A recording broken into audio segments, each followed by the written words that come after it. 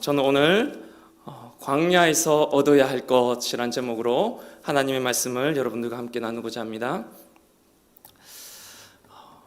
광야는 메마른 땅입니다. 광야는 참으로 아픈 땅이죠. 물이 없는 땅이며 갈증이 가득한 땅이 바로 광야입니다. 2020년 3월부터 시작해서 지금까지 어쩌면 그 한 해가 그런 광야와도 같은 시간이 아니었나 싶습니다. 코로나로 인해서 한 번도 경험해보지 못한 시간들을 우리는 지나치고 있습니다. 광야는 참으로 힘든 시간입니다. 그런데 광야는 꼭 필요한 시간이기도 합니다. 광야에서 꼭 우리가 얻어야만 하는 것이 있기 때문입니다. 고통과 시련 없이도 세상에서 성공하는 이들이 있습니다. 그러나 고통과 시련 없이 성숙해지는 법은 없습니다. 우리의 인생의 목표가 성공이라고 한다면 광야는 불필요한 것일 겁니다. 없는 게 낫습니다.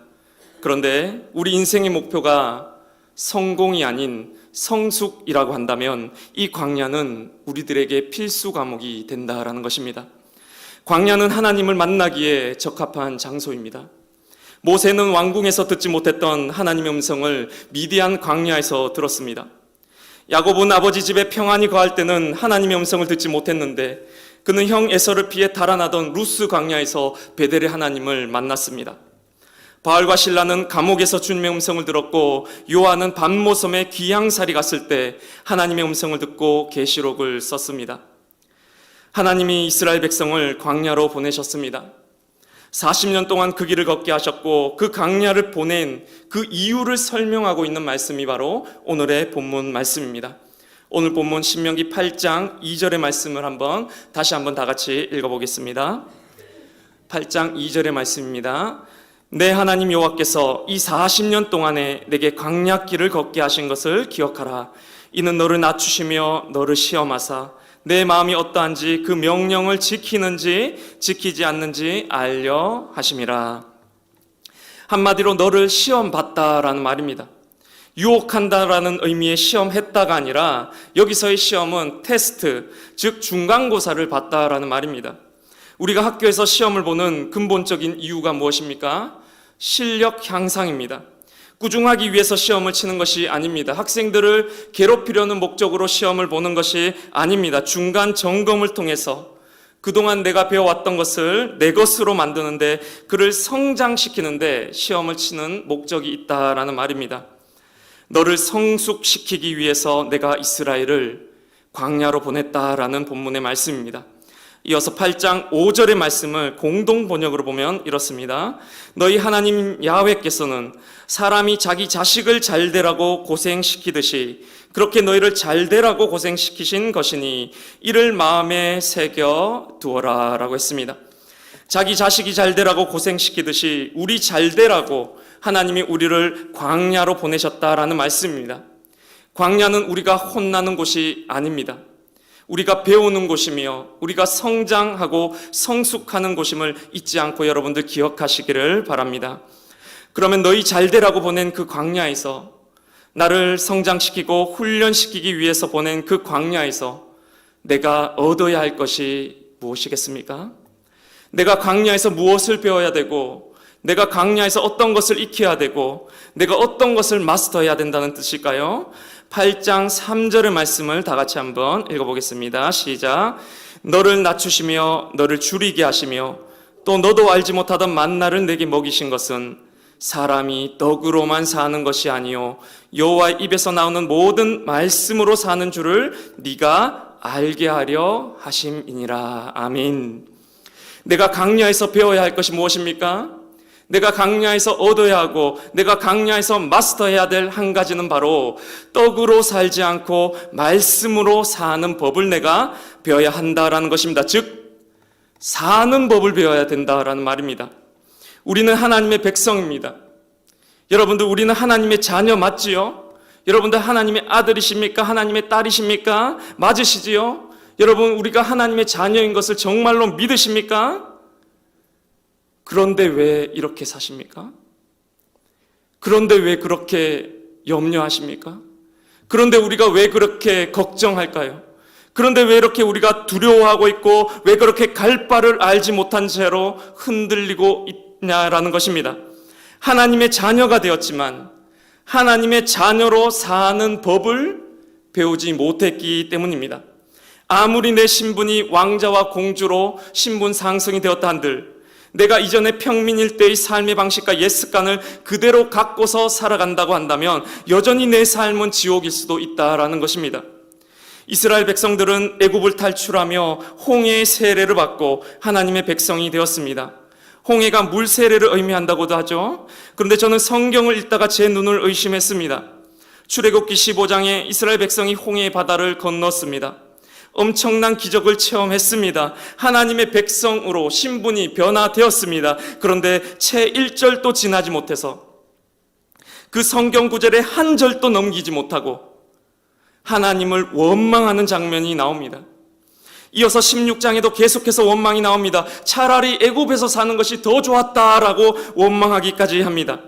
그리고 성경이 어떻게 이어지는지 아십니까? 40년 광야길의 시작입니다. 하나님의 백성이 되었지만 이제부터는 하나님의 백성으로 사는 법을 배우기 위한 광야의 길이 시작되었다라는 것입니다. 하나님의 백성이 우리는 되었지만 어쩌면 우리는 하나님의 백성으로 사는 법을 배우지 못했을 수 있습니다. 신분만 하나님의 백성이지 그 신분에 걸맞는 모습을 우리는 아직 갖추지 못했습니다. 그래서 하나님은 이스라엘을 광야로 40년 동안이나 보내십니다. 그래서 그 광야 한가운데서 모세의 율법을 배우기도 하고 십계명을 받기도 하고 물이 없을 때 바위에서 물을 터뜨려서 먹이기도 하시고 먹을 양식이 없을 때 만나와 메추가리를 통해서 먹여도 주시고 전쟁할 때 하나님께 순종함을 통해서 이기기도 하시고 하나님께 불순종함을 통해서 지게도 하심을 통해서 이스라엘은 그렇게 점차로 배워갔던 것입니다. 뭐를요? 하나님의 백성으로 사는 법 말입니다. 그렇다면 하나님의 백성이 사는 법이 무엇일까요? 오늘 본문 8장 3절의 말씀을 다시 한번 읽어보겠습니다. 시작. 너를 낮추시며 너를 줄이게 하시며 또 너도 알지 못하던 만나를 내게 먹이신 것은 사람이 떡으로만 사는 것이 아니요 여호와의 입에서 나오는 모든 말씀으로 사는 줄을 네가 알게 하려 하심이니라. 떡으로가 아니라 말씀으로 사는 것, 이것이 바로 하나님의 백성들의 사는 법이라는 말입니다. 세상 사람들은 다 떡으로 살아갑니다. 육체로 살아갑니다. 그리고 인간이 육과 혼으로만 구성되어 있는 줄 알고 살아갑니다. 그러니까 내 생각, 감정, 오감대로 살아갑니다. 내 생각, 감정, 오감을 느끼는 나의 이 혼이, 마음이 늘 육체의 영향을 받으면서 살아갑니다. 기분 나쁜 일 있으면 기분 나빠야 돼요. 화나는 일 생기면 화내야 됩니다. 홈쇼핑 보면 사야 됩니다. 갖고 싶으면 가져야 돼요. 그런데 그리스도인들은 일반인들과는 똑같이 살아가는 사람들이 아닙니다. 성령이 우리 안에 존재하는 사람들입니다. 육과 혼뿐만 아니라 우리 안에는 영이 있다라는 것입니다. 하나님의 성령이 존재하는 사람들이 바로 그리스도인들입니다. 성령이 우리들의 생각과 감정과 오감에 내 안에 있는 이 성령이 늘 영향을 줍니다. 성령이 알려줘요. 성령님이 가르쳐 줍니다. 그 성령님과 내가 접속하여서 성령님과 함께 성령의 지도를 받으며 성령님이 주시는 그 힘과 지혜와 능력으로 살아가는 사람들, 그것을 떡이 아닌 말씀으로 산다라고 표현했다라는 것입니다. 데살로니가전서 5장에 보면 이런 말씀이 나옵니다. 항상 기뻐하라. 쉬지 말고 기도하라. 범사에 감사하라. 이것이 그리스도 예수 안에서 너희를 향한 하나님의 뜻이라고 기록되어 있습니다. 여러분 항상 기뻐하십시오. 쉬지 말고 기도하십시오. 범사에 감사하십시오. 그런데 여러분들 중에 이거 가능하신 분 혹시 계십니까? 난 항상 기뻐할 수 있다라는 분 손 한번 들어보시겠습니까? 나는 쉬지 않고 기도해 본 적 있다라는 분 손 한번 들어보시겠습니까? 나는 범사에 감사할 수 있는 분 혹시 계십니까? 여러분 있다라고 한다면 그런 사람 조심하시기 바랍니다. 우리가 할 수 없습니다. 그러면 이 말씀이 과연 무슨 말일까요? 우리 보고 기쁘지도 않은데 항상 기뻐하려고 억지로라도 웃으라는 말일까요? 길 가다가도 기도하라는 말일까요? 감사하지도 않으면서 억지로 감사하려고 그래도 감사해 보려고 노력해라라는 말일까요? 그런 뜻이 아닙니다. 그렇게 하려고 노력하는 사람들을 성경은 바리새인이라고 표현하고 있습니다. 그러면 여러분, 이 말이 무슨 뜻일까요? 여러분 안에 항상 기뻐하는 자리가 있습니다. 여러분 안에 잠시도 쉬지 않고 기도하는 자리가 있습니다. 여러분 안에 범사에 감사하는 그 존재만으로도 기쁘고 평안하고 만족하고 감사하는 자리가 지금 또 여러분 안에 있다라는 것입니다. 그 자리를 구하라는 말입니다. 그 자리를 만나라는 뜻입니다. 그분과 접속하여 동행하며 성령의 도움과 지도를 받으며 내 혼이 성령의 다스림을 받고 그런 하나님의 자녀로 이 땅을 살아가라라는 뜻입니다. 항상 기뻐하라, 쉬지 말고 기도하라, 범사에 감사하라. 이것이 그리스도 예수, 그 다음 뭡니까? 안에서입니다. 그러니까 항상 주 안에 있으라는 말입니다. 쉬지 않고 주님과 접속하라는 말입니다. 범사에 주 안에 있으라. 그러니까 항상 쉬지 말고 범사에 내 안에 이 성령을 만나고 접속하고 동행하면서 영향을 받고 다스림 받고 지도를 받으며 하나님과 동행하는 삶을 살아라라는 말입니다. 여러분, 렘브란트의 그림 중에 갈릴리 바다 폭풍 가운데 있는 예수와 제자들이라는 작품이 있습니다. 한번 띄워주시겠습니까? 네, 제가 이 그림을 송재만 목사님한테 받아서 책을 소개받고 한동안 멍하니 있었습니다. 렘브란트의 갈릴리 바다 폭풍 가운데 있는 예수와 제자들이란 작품인데, 예수님과 제자들이 갈릴리 바다를 건너는데 폭풍우가 몰아치죠. 한번 자세히 한번 볼까요?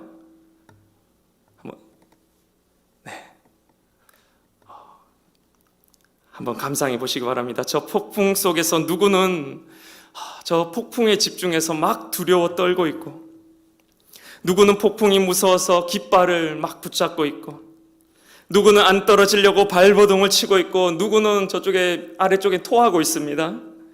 그런데 예수님은 주무시고 계세요. 막 예수님한테 떼쓰는 사람도 있고 기도하는 사람도 있고. 여러분, 우리 인생 같잖아요. 우리도 인생의 폭풍우가 수시로 몰아칩니다.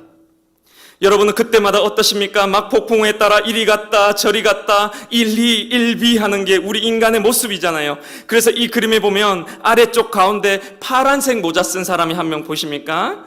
아래쪽에 한가운데 파란색 모자 쓴 사람이 렘브란트 자신이라고 하는데, 우리 관객을 바라보고 있습니다. 너는 이 중에 누구냐라고 하면서, 폭풍이 몰아칠 때 너는 이 중에 어떤 사람이냐. 그런데 폭풍 후 와중에도 고요한 자리가 있다라는 것입니다. 여러분, 우리의 감정은 수시로 변합니다. 매일 달라요. 기분 매일 바뀝니다. 감정, 맛있는 거 하나에도 오락가락합니다. 여러분, 우리는 매일 흔들립니다. 파도에 따라 이리 갔다 저리 갔다 요동칩니다. 그런데 한 번도 흔들린 적 없는 나가 있다라는 말입니다.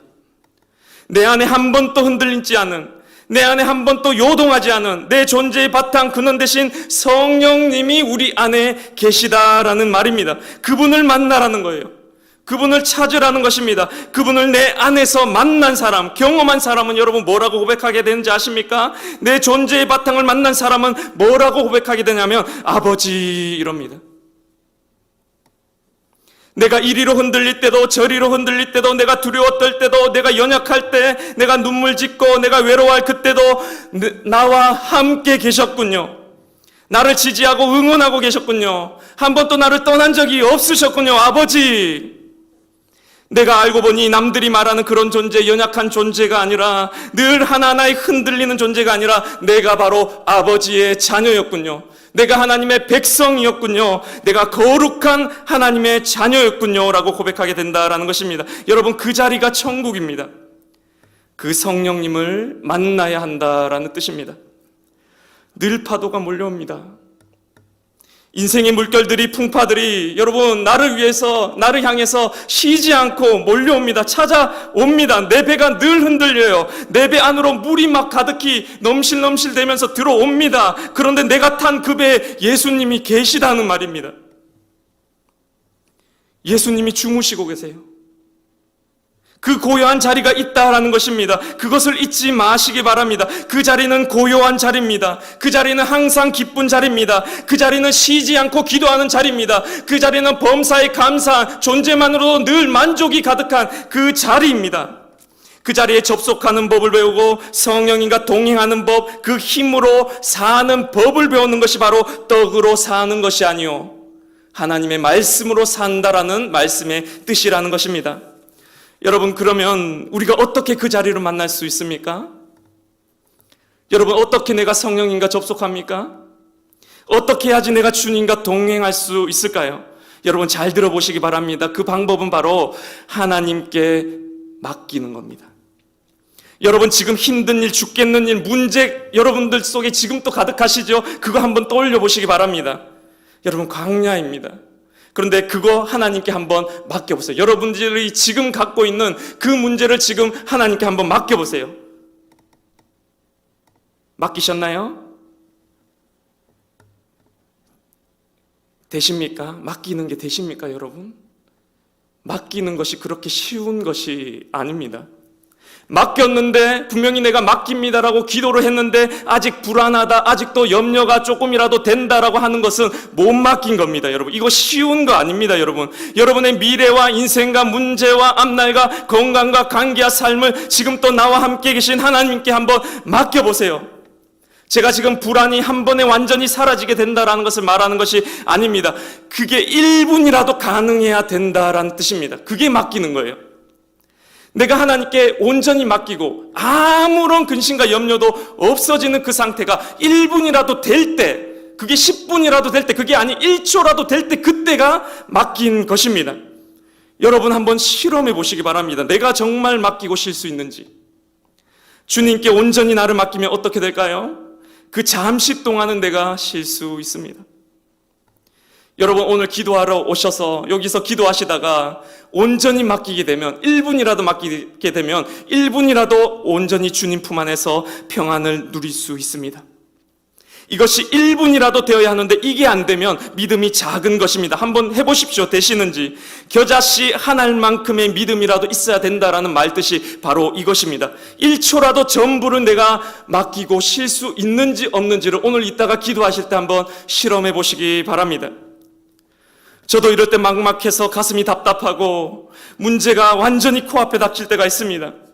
근심과 염려로 제 마음이 가득 찰 때가 있습니다. 기어코 기도하러 가서 막 소리를 있는 대로 부르짖고 소리를 막 외치고 울부짖고 때로는 방언했다가 뭐 했다가 외치다가 어느 순간 기도의 막바지에 가면 더 이상 할 말이 없는 순간에 직면하게 됩니다. 더 이상 내 문제를 말하지 못하는 순간에 다다르게 된다라는 것입니다. 고요해져요. 그 순간 내 모든 생각을 비우고 나란 존재조차도 비워버리고 내 이름도 잊어버리고 문제도 잊어버리고 그때 비로소 나에게 평안이 찾아옵니다. 그때 나를 다 맡긴 거죠. 비운 것입니다. 그때 마침내 내가 비워진 그 자리에 나는 죽고 내 안에 그리스도께서 사시는 것이라. 내 안에 비로소 그때 하나님이 드러나십니다. 내 안에 성령님이 계시다고 한다면 내가 비워지면 누가 드러나겠습니까, 여러분? 내 안에 그리스도께서 사신다는 것입니다. 내 안에 성령님이 드러나신다는 거예요. 이게 여러분 성령 체험입니다. 성령 체험이 다른 것이 아닙니다. 그때는 민강태가 아니라 하나님의 자녀인 나입니다.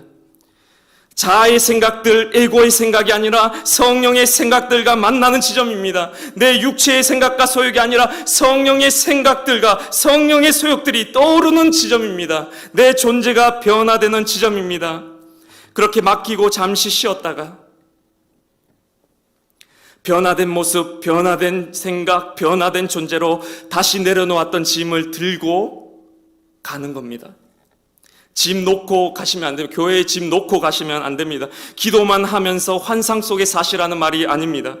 그렇게 하나님을 만나고 다시 예배당을 나설 때에는 내려놓았던 짐을 다시 들고 가야 하는 것입니다. 그런데 좀 달라졌어요. 짐은 그대로예요. 상황이 변화된 것, 기도 중에 상황이 변화된 것 없었습니다. 근데 내가 달라졌어요. 내 존재가 변해져 있습니다. 성령님과 만나고 나니, 성령님과 접속하고 나니 내 존재가 이전과는 조금 달라졌어요. 이제 그 짐이 이상하게 들만해요. 여전히 무겁고 힘들지만 이제 조금 버틸만 하다라는 것입니다. 해야 될 일들이 떠오릅니다. 중요한 게 뭔지 알겠습니다. 남들의 평가와 비난이 중요한 게 아님을 알겠어요. 돈은 수단이었지 목표가 아님 또 알아차리게 되었습니다. 내 스트레스의 원인을 이제 알겠어요. 이상하게 그렇게 나를 얽매던 것으로부터 내가 자유해지고 바른 생각들이 나를 지배하기 시작합니다. 용기가 막 생겨납니다. 부정적인 생각들이 긍정적인 생각으로 변화됩니다. 그렇게 사니까 잘 될 수밖에 없습니다. 그리고 하늘도 나를 돕습니다. 기적들이 일어나기도 하죠. 그런데 기적이 안 일어날 때도 있습니다. 여러분, 찬양 중에 나는 믿네라는 찬양이 있는데 그 나는 믿네라는 찬양을 보면 이런 가사가 있습니다. 내 앞에 바다가 갈라지지 않으면 주가 나로 바다 위 걷게 하리. 여러분, 이것이 더 큰 기적입니다. 사랑하는 성도 여러분, 아무 문제와 어려움이 없는 일상에서, 그런 일상 가운데 평범한 삶 가운데서도 우리는 하나님께 맡기고 하나님과 소통하며 성령님과 연결되어서 그렇게 매일을 살면 가장 좋겠죠. 그런데 그러기가 쉽지 않습니다. 그런데 문제가 있을 때 광야에서는 그럴 수밖에 없는 거예요. 하나님을 붙잡을 수밖에 없습니다. 맡기지 않고는 내가 하루도 살아갈 수가 없습니다. 견딜 수가 없습니다. 그리고 그렇게 힘들 때 울면서 부르짖는 그때 또 하나님이 내게 분명히 보이고 더 크게 다가오며 하나님의 만지심을 선명하게 느낄 수 있다라는 것입니다. 그것을 한 번, 두 번, 세 번, 네 번 반복하는 것이 광야라는 것입니다. 그것을 반복하면서 배우는 거예요. 아, 내 안에 하나님이 정확히 계시는구나. 그리스도인들은 이렇게 살아가는 거구나. 떡으로가 아니라 말씀으로, 내 힘으로가 아니라 성령님의 능력으로, 육이 아니라 영으로 그렇게 내 안에 성령님과 함께 교통하며 더불어 사는 삶의 방식을 광야에서 배운다라는 말씀입니다. 여러분, 광야에서 하나님을 만나시길 바랍니다. 광야는 하나님의 사람들의 필수 코스요, 필수 과목입니다. 옛 삶의 방식에서 탈피하여 하나님 백성의 삶의 방식을 배워나가는 이 광야 학교를 멋지게 수료하시는 이문동의 모든 성도님들 되시기를 간절히 바랍니다.